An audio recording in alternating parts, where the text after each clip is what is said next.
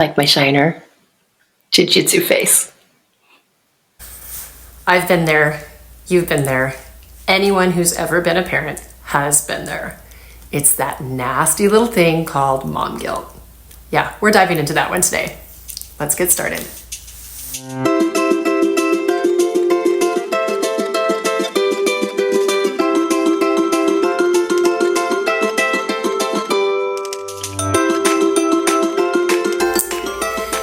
Okay, I'm getting comfy here. I'm in my room, the door's closed, and we are ready to dive into a topic that so many of us deal with when we become a parent. And there's no way you can understand it until you have a kid. And then suddenly one day you're like, oh my gosh, I feel really awful.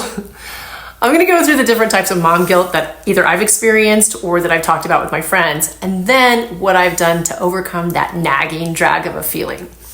But first, I wanted to see what good old Google had to say on the subject, or as my husband says, my French cousin Google, which does not sound French. The first one I came up with was from the Cleveland Clinic Health Essentials, and to them, I'm going to read this. Mom guilt is a name given to the feelings of guilt and shame some people feel when they don't live up to their own or others' expectations in their role as a parent. It's like an internal dialogue that tells you are failing as a caregiver. Yeesh. So let's go to number 2 that I came up with, and this one is from Parenting for the Brain. It says, usually mother guilt is accompanied by shame. Guilt often co-occurs with and is exacerbated by feelings of inferiority, exhaustion, confusion, fear, and anger. Some mothers also feel angry both at themselves and at those who make them feel guilty. So in everyday life, where are we getting all this mom guilt from? Well, from momming, first of all. But it's really these outside sources that we're looking to for validation. We compare ourselves to other moms. We go to social media or Pinterest or, oh my gosh, Pinterest. I mean, I love it. I hate it. It's like, I feel a little inadequate on there sometimes, right? But really great dessert recipes. Listening to podcasts like this one, and hopefully that's not doing this to you. Hopefully we're bringing a little more relatable stuff. Societal expectations. What are the messages we're picking up from everywhere and everyone else about how we're supposed to be showing up as a mom? And we get it from other people making comments, other parents making comments, because other parents, although we're in the deal, we still have that look sometimes like, ooh, yeah, I wouldn't have done it that way. And it's not like we don't see it. I know, I've been there, done that, both sides, sorry. And then my favorite one is people without kids. Okay, that's always a fun one, and maybe not so much guilt, but a little more eye rolling. And then still sometimes they just know exactly where to poke, right? So we have all of these sources that create this mom guilt for something that we're doing at home the best that we can. No instruction manual. So let's look at some of the top way that guilt does rear its ugly little head, and then we'll get into how we can take that guilt out and make it take a hike. You ready? Big breath. Mom guilt, number 1. Working mom. This one can start before our kid even pops our head out into the scene. And I was reminded of this so much the other night when Andrew and we were watching an episode of Suits. Yes, guilty pleasure, Rick Hoffman as Louis Litt, comedy gold. Check him out. So the episode that literally made my heart hurt with that I've been there feeling was when Louis Litt and his soon-to-be wife Sheila, they were expecting. Now Sheila is this fierce go-getter woman in her career. Like, she is the top of the top. And she has this offer to become a dean at some top-rated law school. And then in a total pregnancy moment, she feels torn between taking her career, like a boss lady as far as she can go, or stepping off the gas because she has this baby on the way. Not to mention all of the whack things that pregnancy is playing on her. And I could totally relate to that feeling of being torn between these two worlds.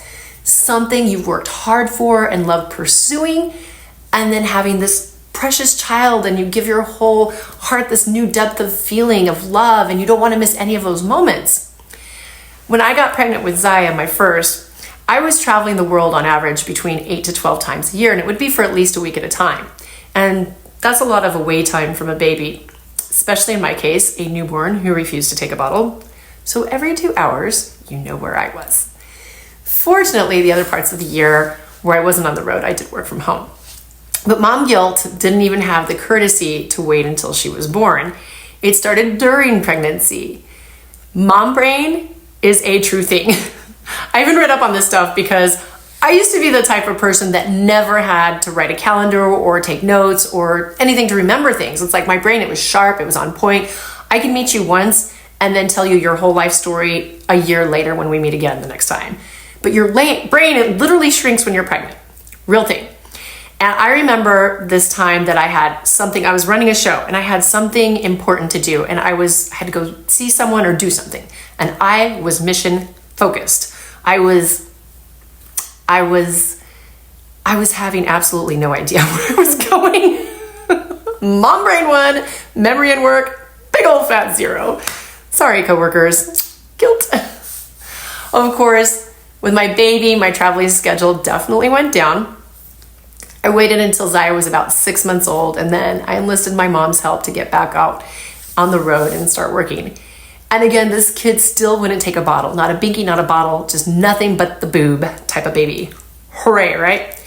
And we ended up putting 7 stamps in her passport when she was 6 months, and I went off to do all these training and run events and figure out how I'm going to be running them and doing these feeding breaks. And there was this time that I was up on stage, and suddenly my mom, I get that interrupt like, you can't be up there anymore. Baby needs you.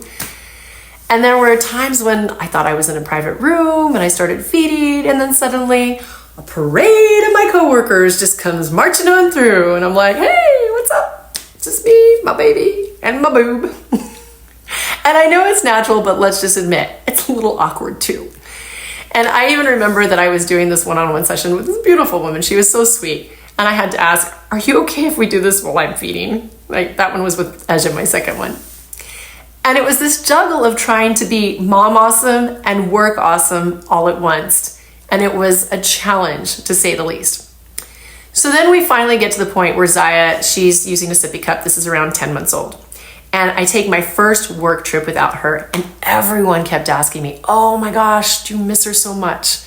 And of course I answer yes, but just between you and me, as much as I loved my baby, and I was looking forward to getting back to her, and I was, it was also so nice to just be me, have my body to myself, not anybody else's, and be doing what I did like I did it before. It felt good. And I felt like I'd be judged if I said that. And then I came home, and my sweet baby didn't even seem to miss me that much either. She'd been doing all of these cool things with her Auntie Sherry, and I missed out on all of that. So it was like, knife in the gut. So guilty around not being fully present for my baby, guilty about not being fully present at work, guilty about not being guilty about being away from my baby. Work guilt. Good times. Let's switch modes now and go over what worked for me and dropping all of this nonsense around the working, kind of working, yada, yada, yada. The thing that helped the most, and it really seems to be the thing that helps the most in any kind of feeling the dump situation, is stepping outside of myself. There, the answer to everything.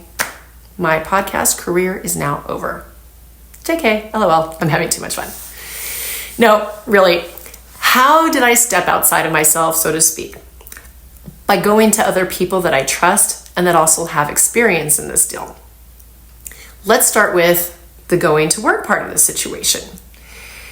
My answer comes in 2 different experiences for my life. And the first was with my own upbringing with a working mom. Now, my mom not only worked full-time, half of my childhood, she was going to school full-time on top of that.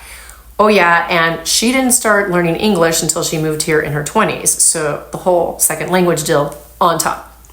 So as a nurse and a college student, I remember there were times when she would literally work 24-hour shifts, come home and sleep for maybe 3 hours, get up and study, go to school, and then go back to work. And how she maintained this for years on end, I will never fathom, but she did it. And her biggest regret is that she felt like she never got to be that home mom, there for all the things and creating memories. And I totally get this, and I'm not saying to go work as many hours she did, but when I look back on my childhood, I don't remember being lonely. What she did was make the time that she did have with us count. She became a Girl Scout troop leader so that I could be in the Girl Scouts. We spent time making these elaborate obstacle courses in the backyard, or movies, or eating a picnic, and then, okay, so this is just kind of mean, and I kind of feel bad in retrospect, but it was super funny to me and my brother at the time. But we have these memories of sneaking up on her when it was time to wake her up. And instead, being kids, of going gently, Mom, it's time to get up. We would scare the crap out of her because she would always jump up so high, and we thought it was the most hilarious thing. And I know, it's awful. I'm not proud. But me and my brother, we sure did get a kick out of it. And it's a memory that makes me smile, I say, looking away. Maybe some kid guilt there. Besides being purposeful with having quality of time in the moments that we had, having that quintessential latchkey kid childhood of the 80s, it gave me some character traits that really served me well in my life, and I might have had to learn the hard way as an adult if I hadn't learned it then. The second experience came when I traveled with my girls.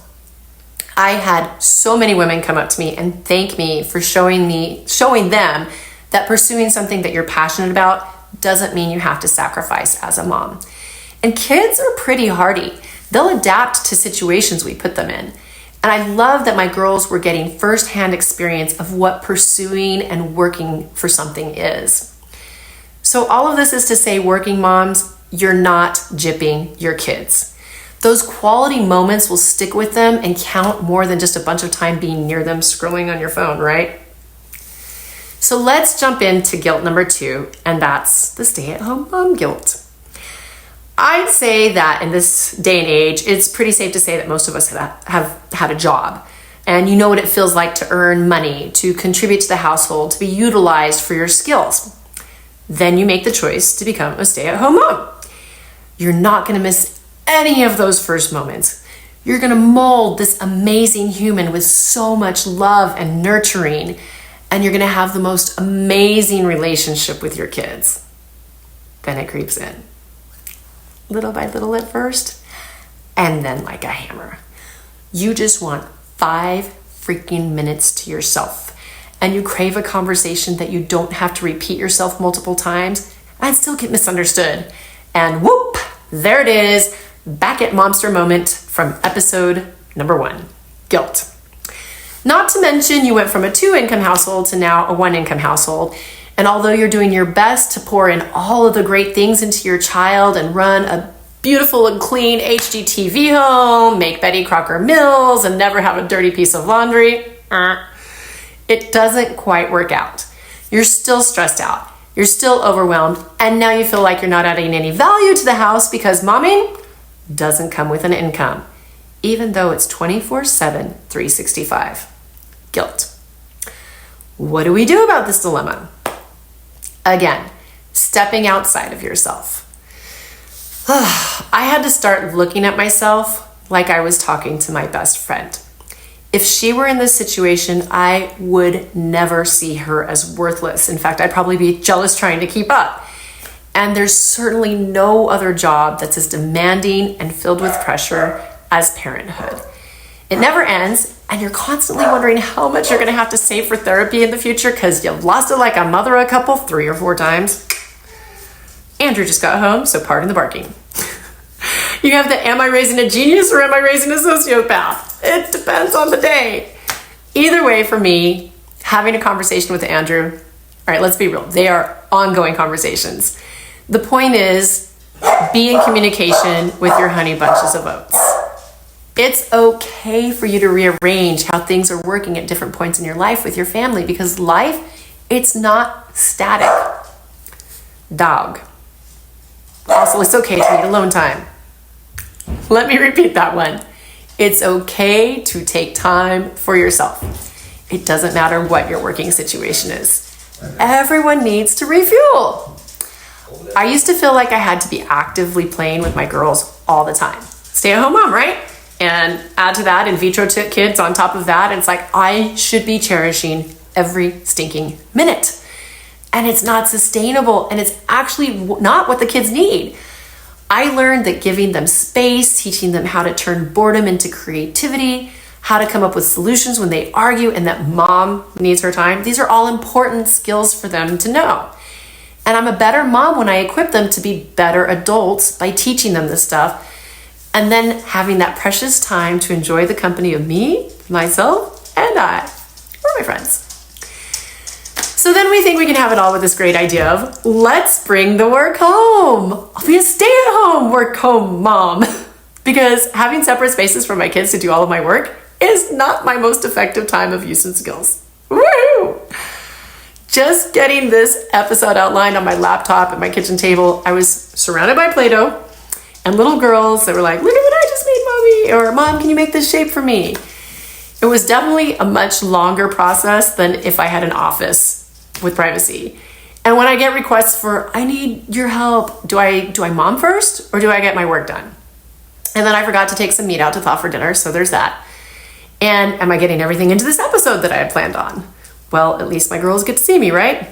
Guilt. I also had the time where I would be on the phone with clients. This is a little bit back in the day. And I'd be breastfeeding one baby, another one would be screaming in the background, and just for good measure, so perfect because my dog was just barking, the dogs would bark because there was a mysterious unknown sound outside that was sure to be an intruder. Professionalism at its finest.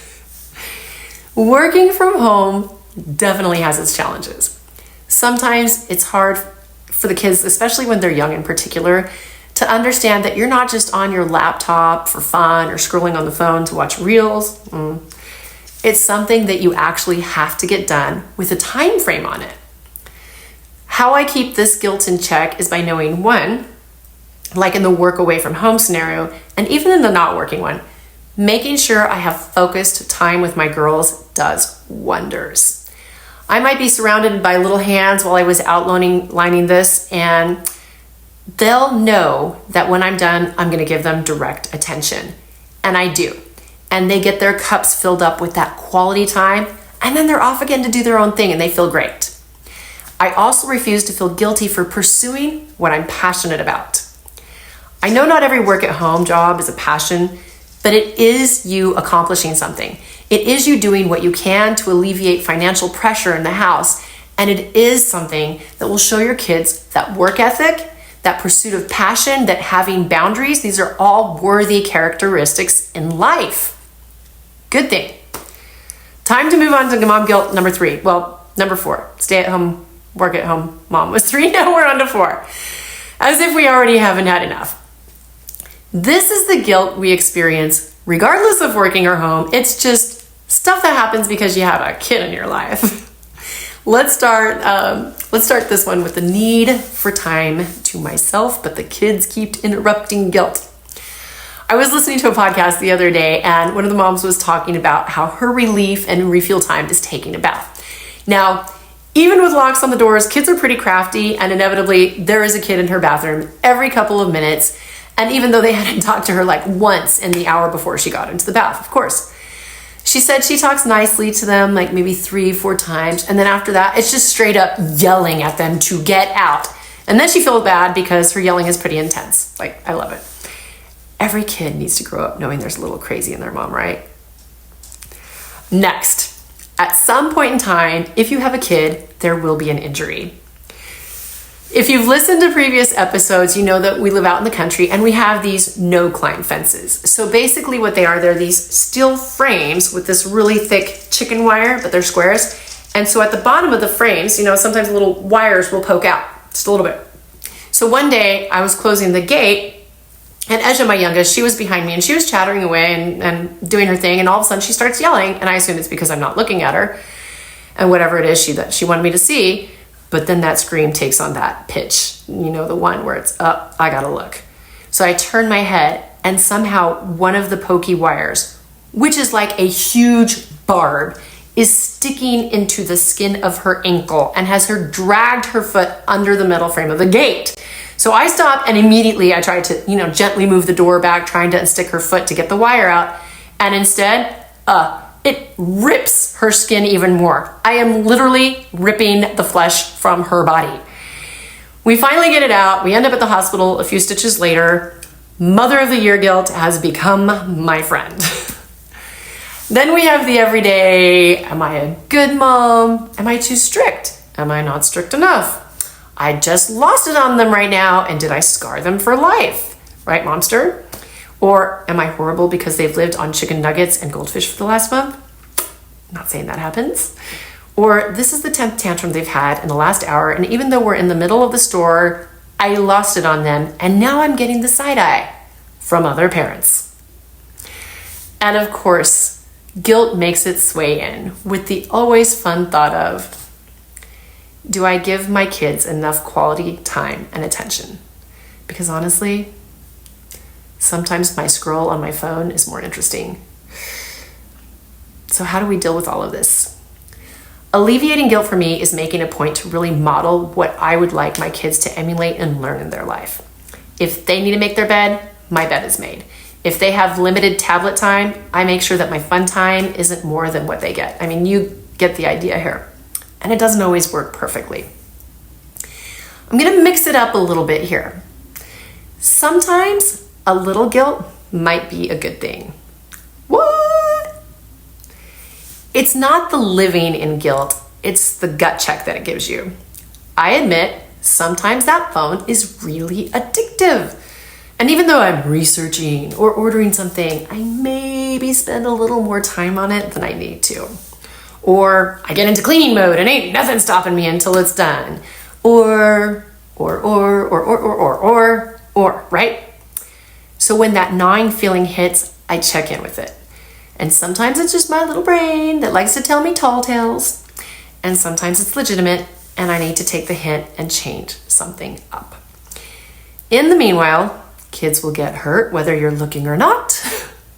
You won't always be at your best as a mom. And in the end, you're doing the best you can with what you know now. The important thing is that you're paying attention and making steps to be a little bit better each day, even when it feels like you might be sliding back. Which leads me to the final roundup in our list of top mom guilts, number 5. This one's a good one. It's a short one, but a good one. And some of you might laugh at this one and say, oh, I have no problem with this one. And others of you I know have certainly got caught in this trap. I've talked to you about it, I know it. I feel guilty for asking my husband to watch the kids so I can do something by myself. I know I had a problem with this one for the first few years, and it still hits me up sometimes. The whole, I've been home with the kids all day while he's at work. How could I put that added stress on him when I've been home all day? Not that I've been up early, schooling the kids, feeding them, cleaning the house, working from home, running errands with the kids, doing laundry, doing dispute resolution between warring children, figuring out what's for dinner. Oh my gosh, that gets me every day. As if all of that isn't as taxing and valuable as his workday. Why do we do that comparison to ourselves and then feel bad about it? Like I said, this one is short and sweet, and here is your answer. Dad is not a babysitter that you have to schedule and pay. He is their dad. His job title is the answer. He is equally as responsible for time with kids and taking care of them as you are. I have to hand it to Andrew. After I had some meltdowns in the past due to lack of alone time, he'll call me out and tell me, go do something, get out of here, get refueled. Don't let mom start back. And you don't have to have meltdowns to get to this point. Like, a simple conversation can be world changing when it comes to this. And you might be thinking, it's the most obvious thing that we are about to break. But mamas, we're pretty good at hiding our distress until it gets to the exploding point. And you can't blame other people for being lulled into your, I'm fine, and taking you at your word. Sit down and figure out a plan to make sure that you're getting the space that you need. I feel like I just took a load off of my chest. Hopefully you do too. Here's the thing. Will we ever get rid of mom guilt completely? That would be a no. We don't need to get stuck in it and live there though, okay? No matter which of these situations your little guilt monster has smothered you in, there was an answer that is definitely the most common theme. Stop. Step outside of your story and make a plan for what quality time looks like for you and your family. Have grace and get refueled. We'll talk about that one another time. For now, I leave you until next Tuesday to go out, make it fun, make it rich, rock that mama roll, and all of the other parts of you. Feel free to I can't even talk, but feel free to subscribe and like this episode and share it. It would just mean the world to me, and maybe it's just what someone else was looking for. But before I leave you, I have a little joke. What did the mommy buffalo say to her son when she dropped him off at school? Bye, son. With that, I will talk to you later. Have a great week, Mama. Bye.